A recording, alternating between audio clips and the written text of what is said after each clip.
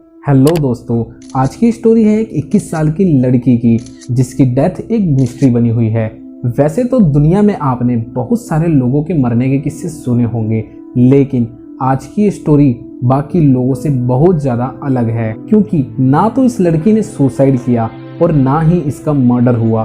फिर ये लड़की कैसे मर गई, ये एक राज बना हुआ है। चलो बढ़ते हैं वीडियो में आगे और बताते हैं आपको क्या है आज की स्टोरी का पूरा सच।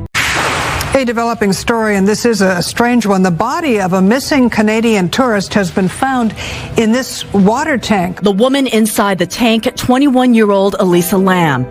It's a very sad and also grisly set of circumstances here, and especially the way the body was found. What about... When I first heard what happened to her, I was wondering if it was even true. I wasn't sure. And I started looking at social media.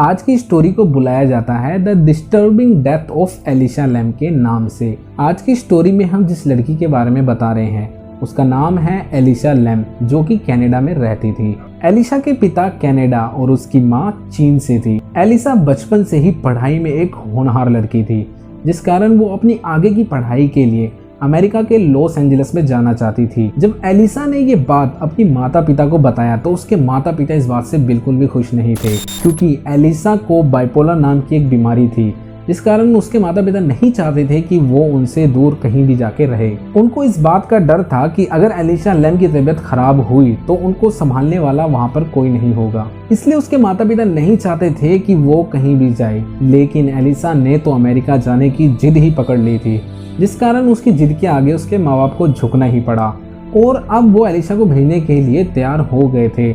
लेकिन इसके लिए उन्होंने उसके आगे कुछ शर्तें रखी। Elisa के माता पिता की ये शर्त थी कि एलिसा के रहने के लिए होटल वो खुद चुनेंगे और एलिसा को रोज अपने घर पे 2 बारी फोन करना होगा। एलिसा ने भी खुशी खुशी उनकी ये सारी शर्तें मंजूर कर ली। 26 जनवरी 2013 को एलिसा कनाडा से लॉस एंजलिस पहुंच जाती है। यहाँ वो होटल सीसेल में ठहरती है।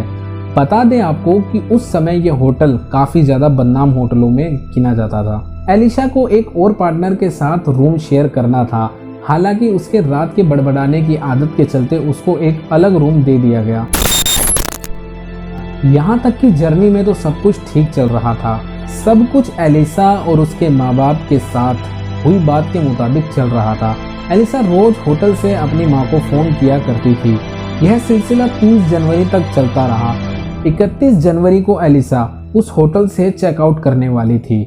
उससे पहले वो पास के एक दुकान से अपने माता पिता के लिए कुछ गिफ्ट्स खरीदने के लिए निकल पड़ती है, जहां से वो कुछ किताबें और कुछ म्यूजिक एल्बम्स ले आती है। इस बीच शर्त के मुताबिक एलिसा ने अपने घर फ़ोन नहीं किया।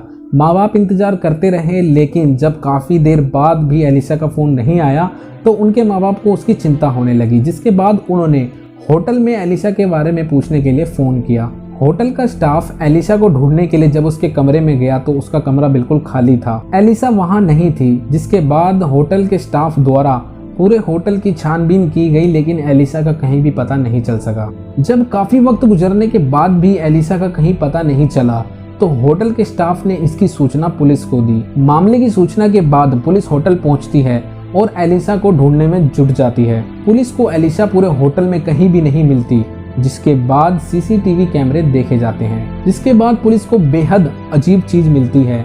वो अजीब चीज होती है ये 4 मिनट की वीडियो जो आप स्क्रीन पे देख रहे हो। वीडियो की स्टार्टिंग में आप एलिसा को लिफ्ट के अंदर आता हुआ देख सकते हो। वो लिफ्ट के अंदर आती है और लिफ्ट के सारे बटन दबाने लगती है, लेकिन फिर भी लिफ्ट का दरवाजा बंद नहीं होता। जिसके बाद एलिसा लिफ्ट से बाहर झांकने लगती है। एलिसा को देखने के बाद ऐसा लगता है मानो वो किसी से डरी हुई है। वो लिफ्ट के एक कोने में खड़ी हो जाती है। उसके बाद वो दोबारा बाहर की तरफ झांकने लगती है। एलिसा की ये हरकतें देखने में बिल्कुल भी नेचुरल नहीं लग रही थी, क्योंकि एक आम इंसान ऐसी हरकतें बिल्कुल भी नहीं करता है।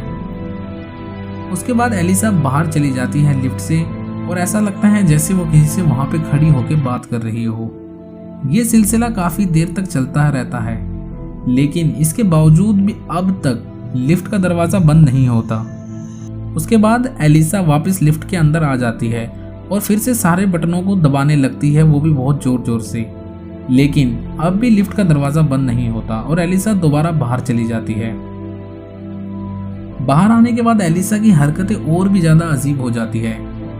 ऐसा लग रहा है कि जैसे वो डांस कर रही है या फिर हाथों से इशारा करके किसी को अपनी साइड बुला रही है। उसके हाथों का इशारा देखने के बाद आपको बड़ा ही अजीब सा लगता है, क्योंकि ये बिल्कुल भी नेचुरल नहीं लग रहा है। एलिसा उसके बाद वहां से कहीं चली जाती है। एलिसा के वहां से जाते ही उसके थोड़ी देर बाद ही लिफ्ट का दरवाजा बंद हो जाता है और वो लिफ्ट फिर चलने लग जाती है। आपको जानकर हैरानी होगी कि एलिशा का आखिरी वीडियो था।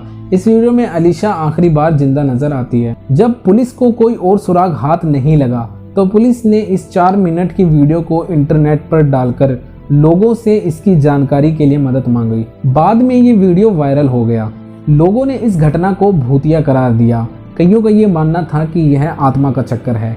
वैसे तो होटल सेसिल आबादी वाले क्षेत्र में था, लेकिन इससे पहले भी यहाँ पे कई सारे हादसे हुए थे। 1962 में एक महिला ने इस होटल की छत से छलांग लगा दी थी और नीचे खड़े एक व्यक्ति के ऊपर सीधा जाके गिरी, जिससे मौके पर ही दोनों की मौत हो गई थी। इसके बाद 1964 में एक महिला का इसी होटल के एक रूम में रेप हुआ और उसका मर्डर हो गया था। इतना ही नहीं, इस होटल के इतिहास में 16 अननेचुरल मृत्यु के हादसे दर्ज हैं। 1985 में वहां एक बहुत ही खतरनाक सीरियल किलर भी छुपा हुआ था। ऐसे कई अपराध के किस्से इस बदनाम होटल से जुड़े हुए हैं। अब वापस आते हैं एलिशा की गुमशुदाई पर। जब काफी वक्त गुजरने के बाद भी एलिशा का कुछ पता नहीं चल पाया तो उसके माता पिता भी एलिशा को ढूंढने के लिए लॉस एंजलिस पहुंच गए।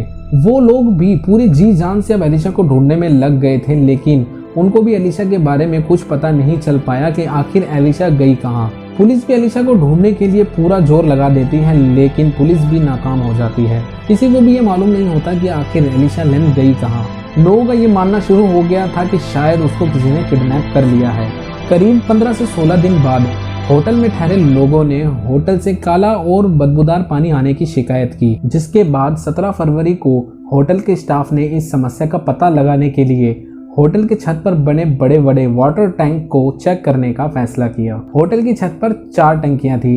स्टाफ के अलावा और किसी को भी होटल की छत पर जाने की इजाजत नहीं थी। होटल में हुए पिछले कुछ आत्महत्याओं को देखते हुए ऐसा किया गया था, क्योंकि कुछ समय पहले उस होटल की छत से एक महिला ने कूदकर सुसाइड कर लिया था, इसलिए किसी को भी ऊपर जाने की इजाजत नहीं थी। इतना ही नहीं, होटल की छत पर एक अलार्म भी सेट था, ताकि अगर स्टाफ के अलावा कोई और होटल की छत पे जाए या फिर टंकी को खोलने की कोशिश करे तो अलार्म बज जाता, जिससे लोगों को पता लग जाता कि ऊपर कोई है। हालांकि जिस दिन स्टाफ वहां पे गया तो कोई अलार्म नहीं बजा और टंकी का मेन लॉक भी टूटा हुआ था। इसके बाद जब स्टाफ के लोगों ने टंकी का ढक्कन खोला तो उनके होश उड़ गए। दरअसल पानी के अंदर एक लड़की की फूली हुई लाश तैर रही थी, जिसके ऊपर एक भी कपड़ा नहीं था। उसके कपड़े अलग तैर रहे थे। इसके बाद जब लाश को बाहर निकाला गया तो लाश को देखकर हर कोई हैरान हो गए। दरअसल वो लाश किसी और की नहीं बल्कि एलिशा लेम की थी, जिसको पुलिस वाले और उसके माता पिता कई दिन से ढूंढ रहे थे। उसकी लाश उस टंकी से मिली थी। लाश मिलते ही पुलिस द्वारा पोस्टमार्टम कराया जाता है। पोस्टमार्टम रिपोर्ट से यह पता चलता है कि मौत से पहले एलिशा लेम पूरे होशो हवास में थी। वो बाइपोलर और डिप्रेशन का शिकार जरूर थी, लेकिन ये कोई खास बात नहीं थी कि जिससे उसकी मौत हो जाए। इसके बाद अनुमान लगाया गया कि एलिशा ने अपनी दवाइयां नहीं ली थी, जिससे उसकी दिमागी हालत ठीक नहीं थी और उसने खुद ही सुसाइड कर लिया। लेकिन ये पूरा सच नहीं था, क्योंकि सवाल अब भी कई सारे थे। सवाल था कि लिफ्ट के सारे बटन दबाने के बाद भी लिफ्ट बंद क्यों नहीं हुई। सवाल था कि एलिशा लेम उस लिफ्ट में किससे बातें कर रही थी। सवाल था कि एलिशा लेम आखिर छत तक कैसे पहुंच गई और उस दिन छत का अलार्म क्यों नहीं बजा। सवाल था कि आखिर एलिशा लेम ने टंकी के इतने भारी ढक्कन को उठाकर कैसे उसके अंदर घुस गई। वहीं अगर उसने आत्महत्या ही करनी थी तो वो छत से कूद कर भी कर सकती थी। फिर वहां जाना, ताला तोड़ना, इतने ऊपर टंकी पे चढ़ना और इतने भारी ढक्कन को उठाना, आखिर ये कैसे मुमकिन हुआ। किसी को समझ में नहीं आ रहा था कि एक अकेली लड़की आखिर इतनी ऊंचाई तक कैसे जा सकती है। और फिर टैंक के ऊपर जो ढक्कन था वो ढक्कन भी काफी भारी था। आखिर कैसे एक अकेली लड़की ने बिना किसी की मदद लिए उस ढक्कन को उठाया और उसके अंदर घुसने के बाद उसको लगा भी दिया। ये सुनने में तो ऐसा लगता है कि ये एक अकेली लड़की का काम नहीं है, जरूर उसका किसी ने मर्डर करके उसको वहां डाल दिया होगा। पुलिस की इन्वेस्टिगेशन में पुलिस को कुछ भी नहीं मिला। पुलिस ने उस होटल के सारे सीसीटीवी कैमरास को चेक करे, लेकिन पुलिस ने किसी को भी एलिसा के साथ ऊपर जाते हुए नहीं देखा। इसीलिए काफी सारे लोगों का ये भी मानना था कि एलिसा को किसी आत्मा ने मारा है, लेकिन इस बात में कितनी सच्चाई है ये किसी को भी नहीं पता। ऐसा ही एक केस और भी है जिसे द ब्लैक डाहिला मर्डर के नाम से बुलाया जाता है। उस केस में भी किसी को नहीं पता चल पाया कि आखिर उस लड़की को किसने मारा और बीच में से आधा काट दिया। अगर आपको वो वीडियो देखनी है तो डिस्क्रिप्शन में आपको लिंक मिल जाएगा, आप वहां से जाके देख सकते हैं। पोस्टमार्टम रिपोर्ट में भी सिर्फ इतना ही कहा गया कि एलिसा की मौत डूबने से हुई है, लेकिन ये सुसाइड है या फिर मर्डर ये साफ नहीं हो पाया। सबसे बड़ी बात, किसी कैमरे या फिर इंसान ने एलिसा को लॉबी से छत तक जाते हुए क्यों नहीं देखा और वो आखिर वहां तक कैसे पहुंच गई। लॉस एंजलिस पुलिस के लिए घटना आज भी एक रहस्य और सवाल बनी हुई है। क्या वाकई एलिसा लिफ्ट में किसी आत्मा से बात कर रही थी या फिर ये केवल उसकी बीमारी थी? सवाल तो कई सारे हैं, लेकिन इसका जवाब देने वाला कोई भी नहीं है। आशा करता हूँ कि आपको हमारी वीडियो अच्छी लगी होगी। चैनल पे नए आए हो तो प्लीज चैनल को सब्सक्राइब जरूर कर देना, और आपको अगर किसी टॉपिक के ऊपर वीडियो चाहिए तो कमेंट में जरूर लिख देना। मिलते हैं हमारी नेक्स्ट वीडियो में, तब तक के लिए गुड बाय।